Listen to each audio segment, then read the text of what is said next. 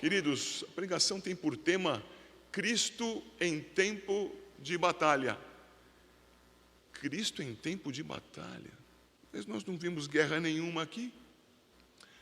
Vamos entender isso no correr dos nossos estudos dessa noite. A princípio, eu preciso recordar vocês, mais uma vez, eu o faço a cada pregação de Mateus, esses dois versos que estão ali listados. O primeiro deles, que traz a majestade do nosso Senhor Jesus, que é anunciada antes de especificá-la ao longo de vários capítulos. 1 de Mateus, livro da genealogia de Jesus Cristo, filho de Davi, filho de Abraão. O anúncio da majestade, o anúncio daquele a quem se refere todo o texto. Este anúncio, já sabemos, recordamos agora, é para aqueles que, crendo em Cristo, enfraqueciam-se. Muitas perseguições, muitas dificuldades da vida. Será mesmo Jesus o Messias? Mateus reforça, sim, e não há outro. Ele é o filho de Davi. Ele é o filho de Abraão. Ele, Jesus, é o Cristo. E Cristo, rei, portanto, cuja genealogia o aponta como tal, no capítulo 5 de Mateus, no verso 17, diz: não penseis que vim revogar a lei ou os profetas, não vim para revogar, vim para cumprir. Sempre traga este verso à sua memória ou diante dos seus olhos para compreender o Evangelho de Mateus. O Senhor Jesus, cumpridor da profecia, o Senhor Jesus, aquele que completa, que tem a edificação da igreja, a edificação do reino completo, nele, por meio dele e para ele. Logo, ao nos recordarmos disso, quanto aos propósitos da mensagem de Mateus, nos recordamos que a sua mensagem é a respeito do rei. Do rei, irmãos. Um rei que veio cumprir profecias. E aqui na nossa leitura nós vimos uma profecia dos versos 14 a 16 de Isaías. Mas eu gostaria de levar você a ver duas profecias de Daniel a respeito do Messias. Vá comigo a Daniel, inicialmente em seu capítulo 2. E ali no verso 44, veja o que diz o texto.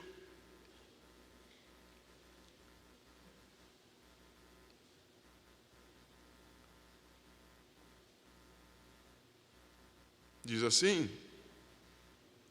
mas nos dias destes reis, o Deus do céu suscitará um reino que não será jamais destruído. Este reino não passará a outro povo. Esmiuçará e consumirá todos estes reinos, mas ele mesmo subsistirá para sempre. Onde está esse verso? Você se lembra do sonho do rei Nabucodonosor? Lembra-se da grande estátua cuja cabeça é de ouro, mas os pés eram de um material misturado, predominantemente de barro. Lembram-se disso? Um sonho, e este sonho precisava ser compreendido, precisava ser interpretado. Contudo, o rei sequer disse qual era o sonho para os seus sábios. Mas Daniel, diante do Senhor, e então ele clamou ao Senhor que desse a ele esta iluminação, e o Senhor lhe concedeu isso. Somente o Deus verdadeiro é capaz de tal coisa, e o Deus verdadeiro concedeu esse entendimento a Daniel. E no meio deste entendimento está o verso 44. Aquela rocha que, tomada sem mãos, destruiu a estátua. 44. Nos dias destes reis, o Deus do céu suscitará um reino que não será jamais destruído. Este reino não passará a outro povo, esmiuçará e consumirá todos estes reinos, mas ele mesmo subsistirá para sempre. O reino. João Batista havia dito: arrependei-vos, pois está próximo o reino dos céus. Mas ainda em Daniel, agora no capítulo 7, um texto que nós mencionamos por mais vezes aqui entre os irmãos, os versos 13 e 14. Você já encontrou, eu leio. Eu estava olhando nas minhas visões da noite, e eis que vinha com as nuvens do céu um como o filho do homem, e dirigiu o seu ancião de dias, e o fizeram chegar até ele. Foi-lhe dado domínio e glória e reino, para que os povos, nações e homens de todas as línguas o servissem. O seu domínio é domínio eterno, que não passará, e o seu reino jamais será destruído. Qual é o contexto desse verso? Uma visão agora. A visão de 4 animais terríveis, animais com posições de outros animais. A ideia é demonstrar a grandeza de tais animais e a ferocidade desses animais, a violência desses animais, sendo o 4º deles o mais terrível de todos. E este 4º, inicialmente com 10 chifres, depois com um chifre que predomina sobre os demais. Todos esses animais são vencidos pelo ancião de dias, por aquele que é mencionado no versículo 9 deste capítulo. E eis que vem o Filho do Homem, um como o Filho do Homem, e recebe o reino. E o reino que ele recebe é aquele que suplanta todos os demais reinos. É aquele que permanece para sempre. Profecia de Daniel, mencionando o Filho do Homem. E a profecia de Daniel, que menciona o Filho do Homem, está intimamente ligada aos evangelhos. Nosso Senhor Jesus, conforme o registro de Mateus, lá no capítulo 4 agora, Mateus 4, tem um cumprimento em si da profecia. Ele não cita Daniel, mas cita Isaías. E é dito no verso 15, terra de Zebulon, terra de Naftali, caminho do mar, além do Jordão, Galileia dos gentios. O povo que jazia em trevas viu grande luz, e os que viviam na região da sombra da morte, aos que viviam, resplandeceu-lhes a luz. Se você tomar dos mapas que há em sua Bíblia, ou destes que estão em seu programa, em seu boletim, você reparará naquele que é colorido, regiões ao norte aí do nosso mapa, mais para cima, você verá ali Naftali. Encontrou? Zebulão, aí no nosso texto, Zebulon, na tradução que temos em nossas Bíblias. Esta região está margeando uma areazinha azulada. Percebem essa areazinha azulada aí? Pequenina? Esta areazinha azulada é o Mar da Galileia. Logo, Naftali está a oeste e a norte do Mar da Galileia. Zebulon ainda mais a oeste. Percebem isso, meus irmãos? Estão localizando? Muito bem. Esta região ao redor do Mar da Galileia é a região da Galileia. Galileia dos gentios, por quê? Porque com a queda do Reino do Norte, ao redor do ano 700 a.C., com a queda do Reino do Norte, aquilo começou a ser ocupado por toda sorte de gente. Não eram mais hebreus que habitavam ali.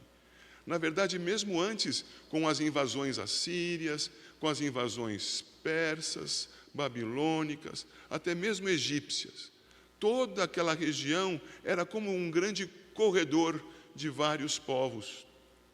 E ali se instalavam vários povos que, não sendo judeus, não sendo israelitas, eram gentios. Logo, ao redor da Galileia havia gentios. Isso dá o nome da Galileia, Galileia dos gentios. E a região de Naftali, Zebulon, Issacar, na Galileia dos gentios, era densamente então povoada por outros povos, povos incrédulos, povos que andavam nas suas trevas.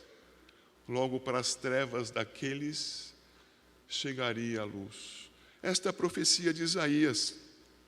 E isto é que ajudará os nossos pequenos a pintarem o mapa da quarta página apenas nas regiões que estão mencionadas aí no versículo 15. Pintem aí, meus queridos. Esta região, meus irmãos, recebe luz. Como isto acontece? Como este cumprimento profético toma lugar na vida e no ministério do nosso Senhor Jesus? Observe comigo agora que o Senhor Jesus seguirá um trajeto desde Nazaré. Nascido em Belém, fugindo com seus pais, na verdade, transportado por seus pais para o Egito, de lá retorna sob o aviso, estamos no capítulo 2 ao seu final, e então é levado, por causa das ameaças que poderiam acontecer pelo reinado de Arquelau, capítulo 2, verso 22, eles voltam para a sua terra de origem, Nazaré. Tendo lá estado até a maturidade do Senhor Jesus, no tempo certo, o Senhor Jesus, capítulo 3, verso 13, por esse tempo, dirigiu-se Jesus da Galileia para o Jordão, a fim de que João o batizasse. Então ele vem de Nazaré, você tem um mapa para localizar aí, na região periférica Galileia, a oeste, de lá migra até a região do Jordão, um pouco mais ao sul da bolinha azul do seu mapa, o Mar da Galileia. Ali, João batizava. É dali que, batizado, o Senhor Jesus, capítulo 4, verso 1, a seguir foi Jesus levado pelo Espírito ao deserto para ser tentado pelo diabo. E ali fica 40 dias e 40 noites sem comer, sem beber, em jejum, algo sobrenatural, algo sustentado pelo próprio Deus, concedendo ao seu filho esta capacitação para que não morresse mesmo sob tamanha provação e mais, tamanha privação. Muito bem, o Senhor Jesus vence ali as tentações às quais foi submetido, e nos versos 12 e 13 do capítulo 4, tendo ouvido Jesus, ou ouvindo, porém, Jesus, que João fora preso, retirou-se para a Galileia. Vejam, nós verificaremos isso mais tarde no Evangelho de João, vai se deslocar de volta, agora da região do deserto, onde passou 40 dias, de volta para a sua cidade, podemos chamar natal, cidade da sua infância, adolescência e juventude, Nazaré. E de Nazaré ele então passará adiante. Veja o versículo 13, e deixando Nazaré, foi morar em Cafarnaum. E isto tudo, Nazaré e Cafarnaum, estão na região da Galileia, situada, diz o verso 13, Cafarnaum, situada à beira-mar, nos confins de Zebulon e Naftali. Queridos, eu estou fazendo esse caminho com vocês para que vocês percebam que o nosso Senhor Jesus tem uma trajetória de ministério. E o seu ministério, neste momento, começa a ser exercido em regiões onde João Batista ainda não havia pregado.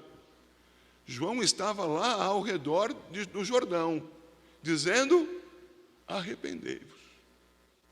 Jesus agora vai até Nazaré, veremos uma situação ali logo mais, e de Nazaré a Cafarnaum, continuando com a sua pregação. No entanto, se a pregação de João era para começar algo, a de Jesus é para estabelecer algo. As mesmas palavras com propósitos distintos, com etapas distintas de cumprimento. Mas eu continuo vendo com você um pouco mais do caminho, e você perceberá no verso 18 que ele estava junto ao mar da Galileia, onde convoca seus discípulos.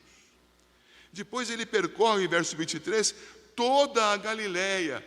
Então ele está agora em toda aquela região que há pouco foi mencionada nos mapas para os irmãos. E veja no 25 que da Galileia, Decápolis, Jerusalém, Judeia, juntavam-se pessoas buscando pelo Senhor Jesus. E ao buscar por ele, recebem a sua mensagem básica, que está no versículo 17, e a mensagem mais ampla, que está nos capítulos 5, 6 e 7. Este caminho percorrido pelo nosso Senhor Jesus tem um propósito, irmãos.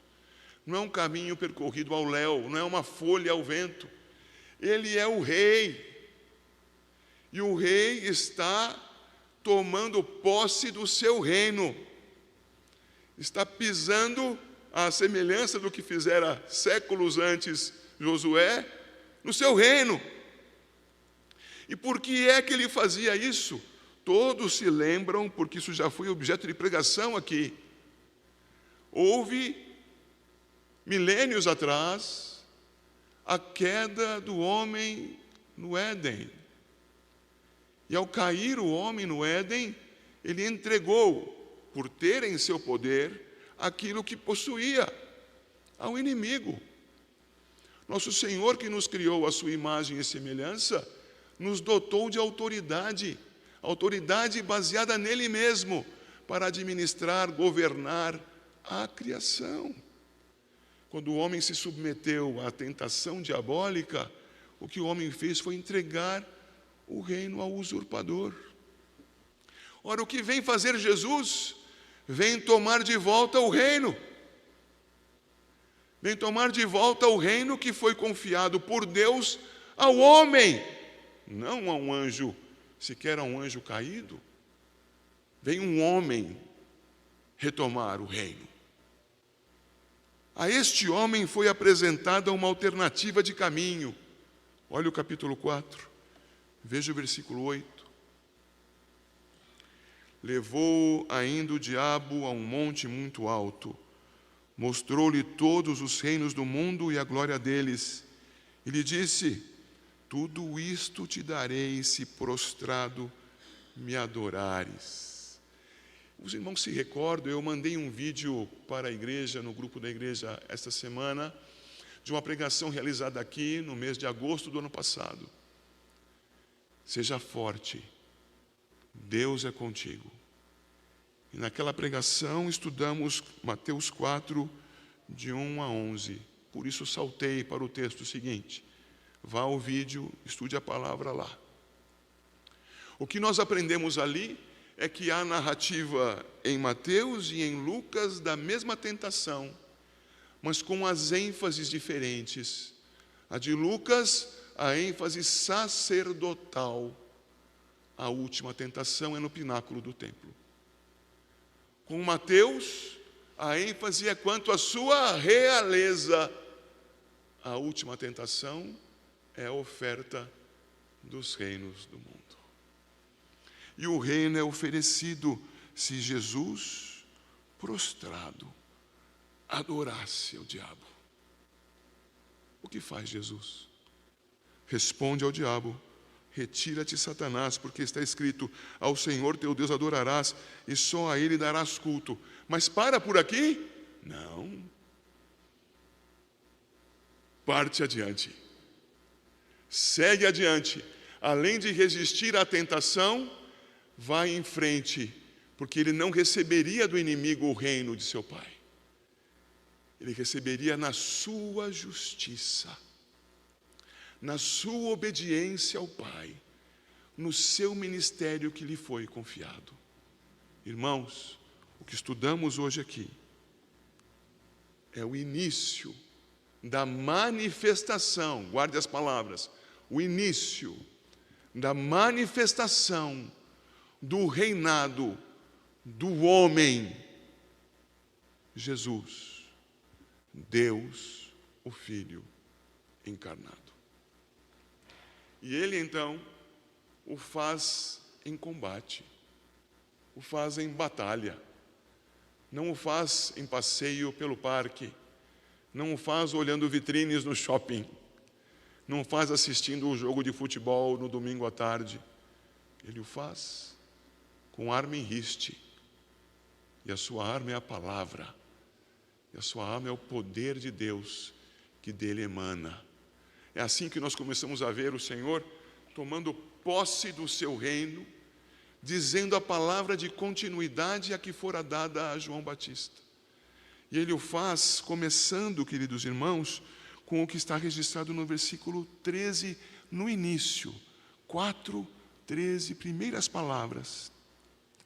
E deixando Nazaré. Como assim deixando Nazaré? Vamos comigo para Lucas capítulo 4. Deixe marcado Mateus, por favor.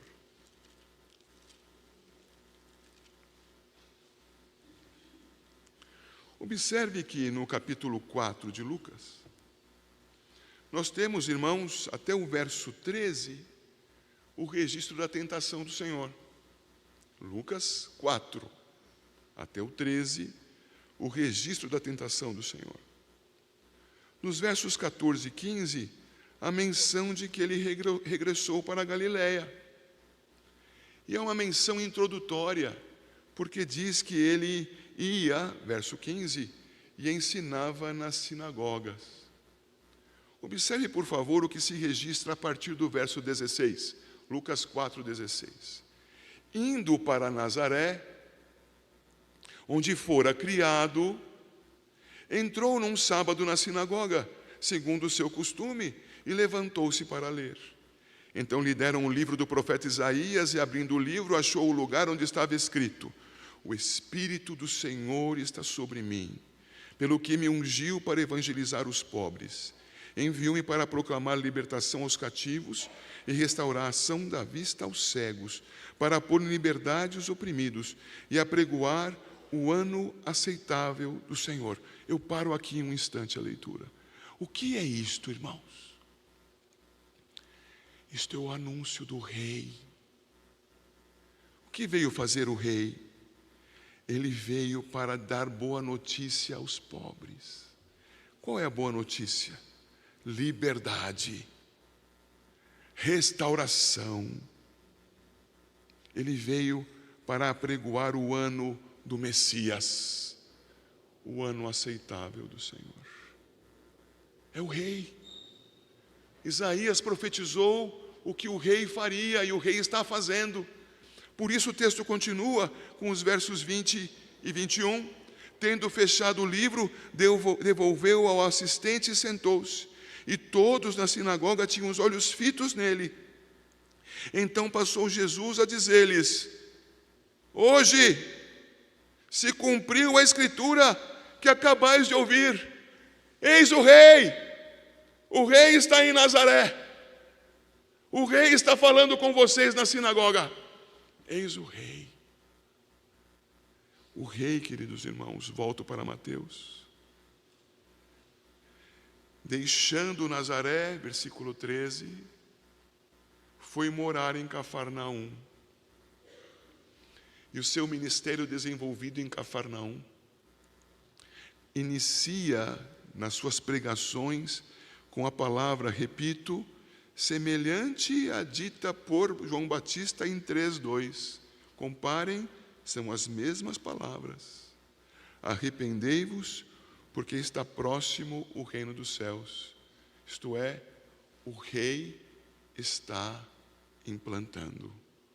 O reino do rei está se tornando perceptível, visível, está sendo notado entre vós. Proclamação é a primeira ação do rei. Seja lá na sinagoga de Nazaré, seja nos caminhos, proclama: arrependei-vos. A palavra aqui para muitos seria: voltem-se a Deus, convertam-se. Porque a ideia de conversão implica, além de arrependimento, que é algo interno, algo externo, ações de justiça. Não era essa a pregação de João Batista? Ele dizia: arrependei-vos, e também dizia: apresentai, pois, frutos dignos de arrependimento. Isto tudo está na ideia da conversão. Algo interno, creio. Algo externo, ajo. Esta é a pregação do Senhor Jesus. Arrependam-se, o reino está chegando. O reino está chegando. E começava a se apresentar com o rei à sua frente. Depois de proclamar, o rei continuava, na verdade, proclamando, mas arregimentando. Continuava juntando ao seu redor povo. E o texto que nós vemos aqui, no capítulo 4, de 18 a 22, pode trazer surpresa a alguns. Imaginem vocês que o Senhor Jesus estava lá tocando a sua flautinha. E saíam de todos os buracos, todas as suas covas, os ratinhos que o seguiam sem pensar. Não parece isso? Sigam, videm após mim, verso 13, e eles imediatamente deixaram as suas redes e o seguiram. Não parece que é uma coisa tão automática que eles nem pensaram no que estavam fazendo? Os estudiosos apresentam para nós, queridos irmãos, um processo sendo desenvolvido. E aqui, em 4, de 18 a 22, o segundo passo desse processo. Um terceiro passo desse processo estaria em Lucas capítulo 5, quando eles definitivamente deixam as suas redes e o seguem. Mas se este é o segundo e em Lucas está o terceiro, onde está o primeiro? Está em João, no capítulo 1, ao seu final. Vamos comigo lá, a João capítulo 1.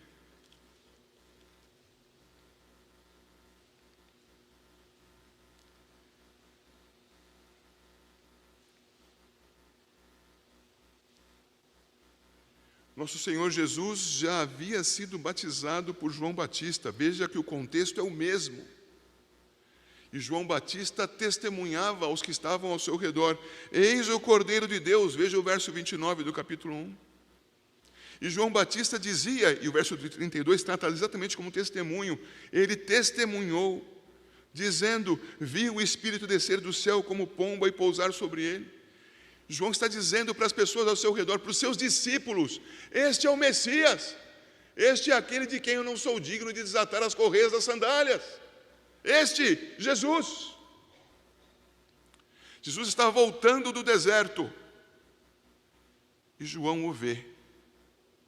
E temos o verso 35. No dia seguinte estava João outra vez na companhia de 2 dos seus discípulos.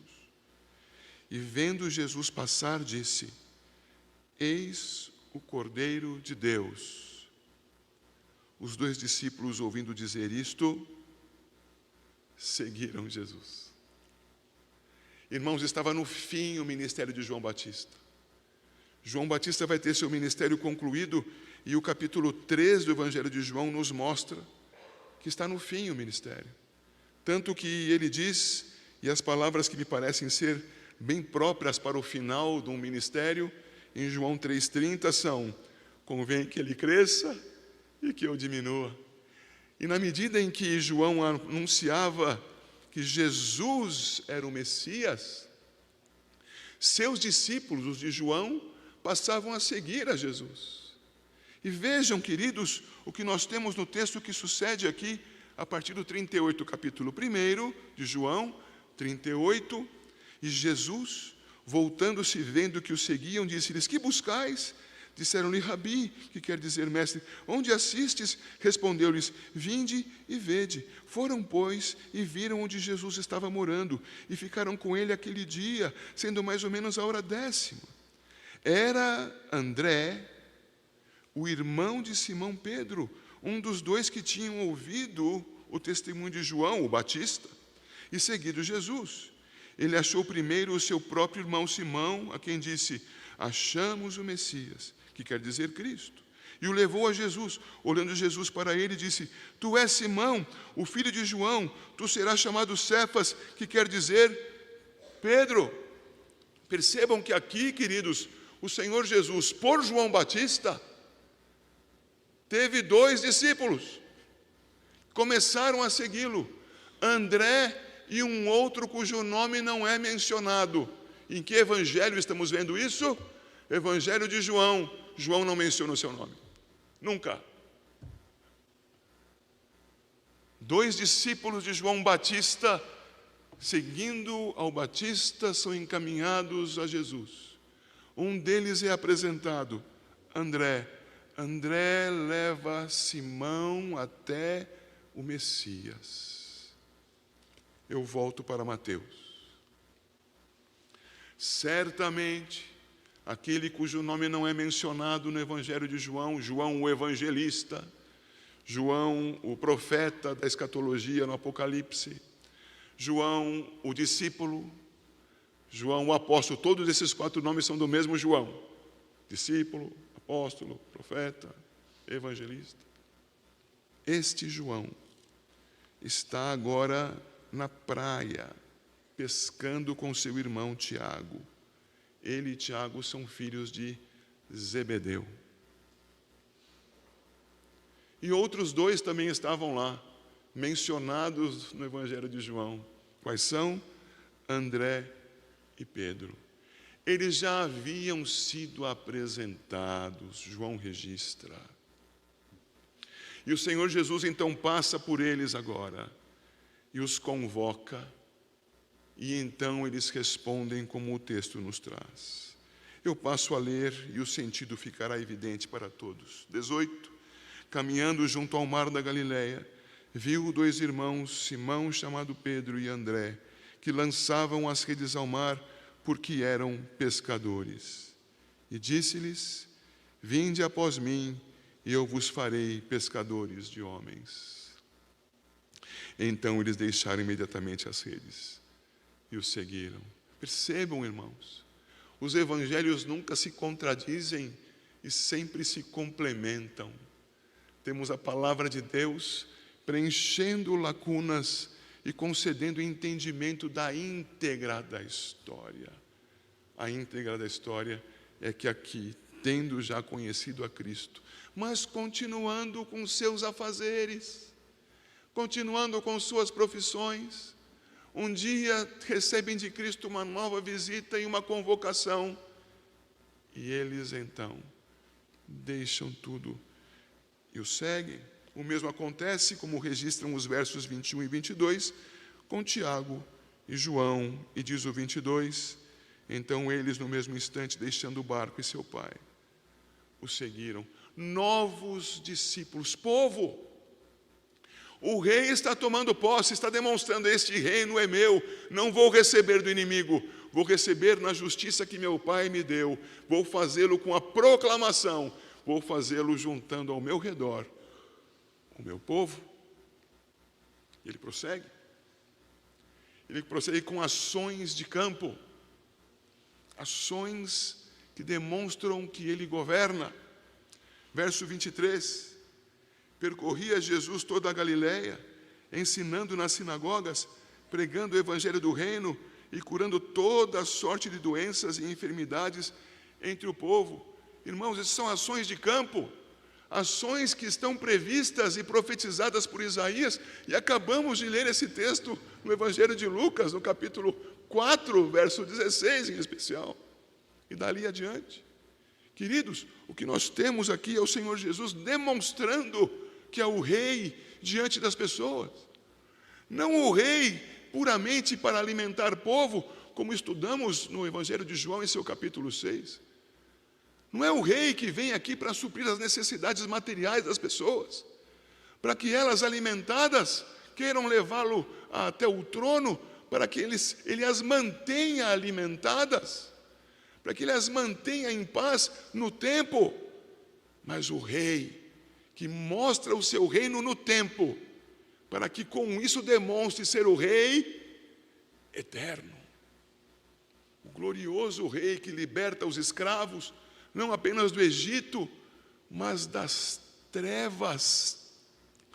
Verso 16, o povo que jazia em trevas viu grande luz, e aos que viviam na região da sombra da morte, resplandeceu-lhes a luz. O texto nos fala do Rei da Glória entre nós, com ações de campo. Quais sejam tais ações? Ensinando nas sinagogas, isto é, demorando-se nas explicações da palavra, pregando o evangelho do reino, anunciando: arrependei-vos. Creio que ele diria: é chegado o reino dos céus. Curando toda sorte de doenças e enfermidades, porque com isso ele sinalizava o seu poder de salvação, sinalização que ele prosseguiu dando, como diz o verso 24, e a sua fama correu por toda a Síria. Trouxeram-lhe então todos os doentes, acometidos de várias enfermidades e tormentos, endemoniados, lunáticos e paralíticos, e ele os curou. Queridos, essas 3 grandes enfermidades aí são as grandes enfermidades da antiguidade, eram assim categorizadas. Endemoniados. Nós podemos dizer que toda sorte de doença decorre do pecado do homem. Toda sorte de doença. É porque o homem pecou que ele envelhece e que ele morre. Só que no meio disso tudo existe a doença. O pecado original lá de Adão, que nos acompanha. O pecado original não está só lá, está em nós. Nós portamos o pecado original, mas nós também somos agentes do pecado. E quantos pecados nós praticamos, infelizmente, que geram consequências as mais terríveis sobre nós mesmos? Adoecemos também por causa dos nossos pecados atuais, originais e atuais, sem dúvida. Mas vejam, queridos, que o inimigo das nossas almas participa disso tudo, porque lá no original está a tentação. E nos nossos dias, os nossos pecados, cujos inimigos bem conhecidos da igreja são o mundo, a carne e o diabo, sim, os nossos inimigos também atuam contra nós, e o diabo muito significativamente, de modo que todas as 3 aqui listadas têm, infelizmente, a participação do nosso inimigo. Mas uma delas é mais marcante e reconhecida: os endemoniados. Endemoniados como aquele que estava à margem do mar da Galileia e que tinha em si uma legião de demônios. Endemoniados que reconheciam em Jesus o Rei. Se você vai para o Evangelho de Marcos, perceberá que nesse mesmo contexto há a libertação de um endemoniado numa sinagoga. Vieste fazer o que aqui? Está muito cedo. Cala-te e sai dele. O que é esta expressão do Senhor Jesus, senão a demonstração de autoridade? Autoridade real. O rei dominando sobre aquele que imaginava poder lhe dar o reino. O rei real, o verdadeiro rei, Jesus, dominando sobre os inimigos, sobre as trevas, sobre os demônios. Também é dito aqui os lunáticos. Lunáticos desde o texto grego mesmo, aqueles que tinham a cabeça virada para a lua. Mas a expressão se refere muito especialmente àqueles que sofriam de problemas neurológicos, tinham os seus espasmos, passavam, infelizmente a palavra me fugiu agora quando sofrem espasmos neurológicos. Os epiléticos que têm convulsões, era essa a palavra. E nas suas convulsões demonstravam estar fora de si, lunáticos. Essas enfermidades neurológicas, psicológicas, psiquiátricas, eram objeto da intervenção divina no nosso Deus encarnado, o Senhor Jesus Cristo. O Rei sobre os problemas que não aparecem no físico dos homens. Mas o Rei sobre os problemas que aparecem no físico. Ele também curava os paralíticos. A sua autoridade se manifestava sobretudo de uma maneira: o Rei está presente. Nosso Senhor Jesus, com seus sinais, o fazia. Há os textos ali mencionados na letra D em sinais. Em João 2, de 1 a 12, Jesus está em Caná da Galileia. E o que ele fez lá em Caná da Galileia? Transformou água em vinho. Sinais de poder, de controle, de realeza, de majestade. E o texto em Marcos é quanto à libertação daquele que estava possesso de espírito maligno. Irmãos, o Rei está demonstrando que não depende de ninguém para exercer o seu domínio real sobre a terra. Qual seria o próximo passo do Rei? Um passo que nós daremos com ele em algum dia no futuro, se assim ele quiser. quando viermos a estudar o Estatuto do Reino, o Sermão do Monte. O próximo passo é ensinar ao mundo a sua lei, repetindo Moisés e explicando Moisés. Desse modo, meus queridos, eu concluo com os irmãos com o que está nessa última linha. No curso da batalha, o nosso Senhor Jesus arregimentou o povo ao seu redor. No curso da batalha, nosso Senhor Jesus anunciava, proclamava o reino. Exercia poder, o seu poder, sobre o império das trevas, sobre a maldade, sobre a corrupção, sobre a doença, sobre o pecado. Neste curso, queridos irmãos, com os seus sinais, ele o fazia ao lado de homens como eu e como você. Porque André, João, Tiago, Pedro não eram diferentes de nós, eram como nós. E foram inseridos pelo Senhor na maior batalha de todas. E na vitória do seu Senhor está a vitória desses nossos irmãos do passado. E eles seguiram adiante nessa batalha. Tiago, registra o livro de Atos, foi o primeiro mártir, isto é, a primeira testemunha a ser morta por causa de Cristo Jesus. E assim seguiram-se outros irmãos.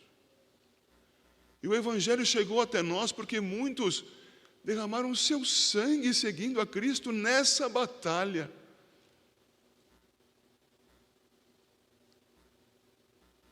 Estamos com eles? Estamos com Cristo nessa batalha?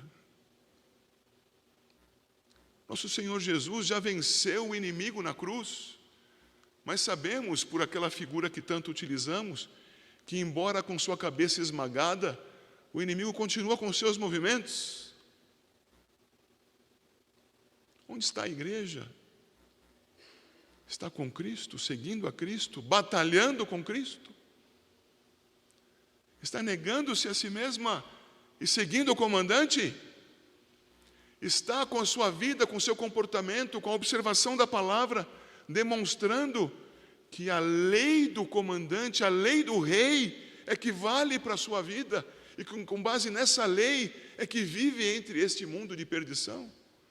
É assim, irmãos, é assim que você vive.